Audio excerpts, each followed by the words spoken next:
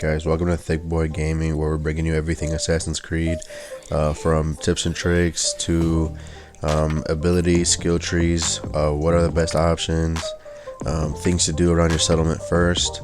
Now I just wanted to point out, I just picked up this Hidden Ones cape. This is an awesome cape, or cloak as it's called in the game. Final appearance, so when you can't upgrade this cape, but it won't change in appearance. So I found it at this Assassin's Creed cave. This is where you find all the Hidden Ones items. So when you do find them, it'll be like you'll see a bunch of like flags and stuff of like the Assassin's Creed symbol, which is really cool. It's cool gear. It's geared toward assassination abilities, which is cool. I'm just wearing it because it looks nice. I already have a 5-piece gear set that I'm rocking. I just wore it because I just picked it up, and I'm just for the looks. It looks good with the gear I'm wearing. So yeah, that's that cape. Let's get into the skill tree. Alright guys, so now for the first skill, it's gonna be a chain assassination. I'm trying to look for it here. Just give me a second. So chain assassination, if you perform the successful assassination, you can perform another assassination back to back, which is awesome. But the thing the game doesn't tell you is that this only activates on named enemies. So it's only gonna activate on named enemies. They have to have either like the double health bar, or they have to have a title above them. This is the only way it's going to activate. It will not activate on like 2 of the regular enemies or whatever like that. Now this is awesome because like there's times where I've taken out like 2 heavies back to back. You just have to aim, like you have to turn the camera and aim at who you want to throw the axe at. And if you don't hit the second assassination, you're gonna miss, and then everybody's gonna know you're there. So only do it if after get some practice. Like if you're gonna go to a higher area and go loot, I wouldn't do this, just because if you miss, then everybody's gonna know you're there. And if you're 160 like me, you're gonna have a bunch of 250s chasing you around, and they hit pretty hard. So I would be careful with that. But this is an awesome skill. This is an easy way to take out people. Alright guys, and for the next skill, this isn't like anything crazy. This is just more towards convenience. Is the auto loot. So when you assassinate, or when you like do the executions, like when you're like battling face to face, when you do that finisher, it'll auto loot as well. The only time it won't auto loot is if you're just fighting an enemy and they die and you like stomp on them or something. That really won't work. But auto loot is a pretty cool skill to have. Just showing you guys my skill tree here. So this is a sprint to attack.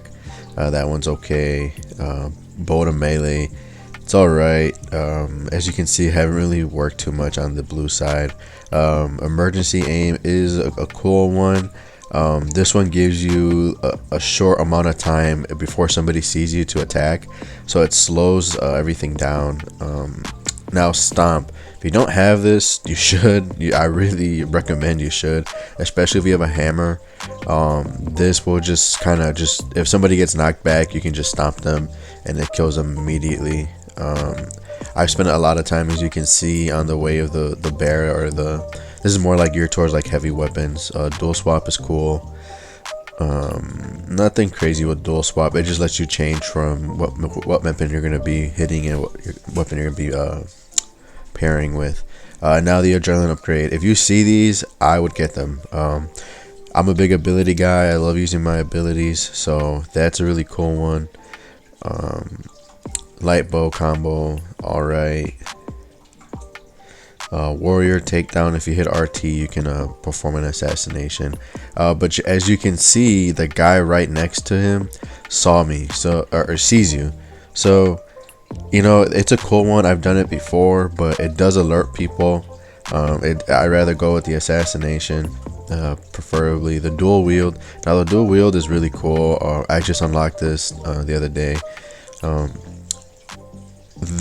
But as you can see, he's really using just one weapon, and the other one is kind of just the back of the chain. So it's nothing like crazy.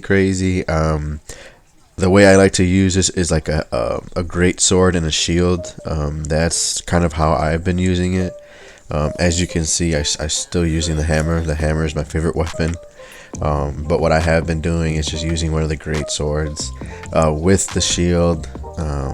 Again, guys, the hammer's awesome.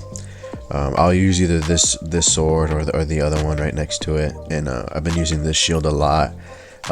Restore health on parry. Awesome shield. Alright guys, and the next skill I wanted to get to is counter roll. Now this only works when the enemy is using their rune attack, so that's when the weapon turns like a red color. You can roll, and it's a cool little thing to use when you're fighting the heavies. You get behind them, you can throw in a combo, and if you have this spear, increased back damage when dodging, this will work. It'll activate. Is if you see the symbol where, like by the description, if you see that symbol above your health bar, that means the skill is activated. If you guys didn't know, stealth recon is a really cool one. You can highlight enemies when you're undetected and crouched. This is a cool one.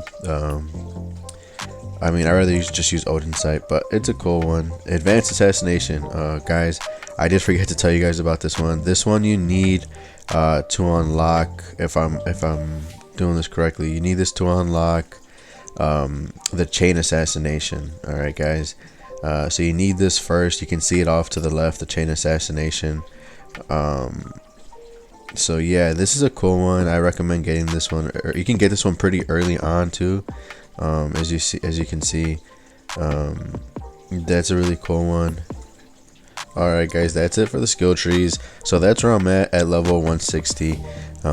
You know, those are, to me, are some really cool ones. Now I did want to mention, somebody mentioned in the comments that they couldn't interact with the bell. I should have mentioned this in my last video. You do have to unlock the feast buff first, and that's going to be either from the bakery or the brewery.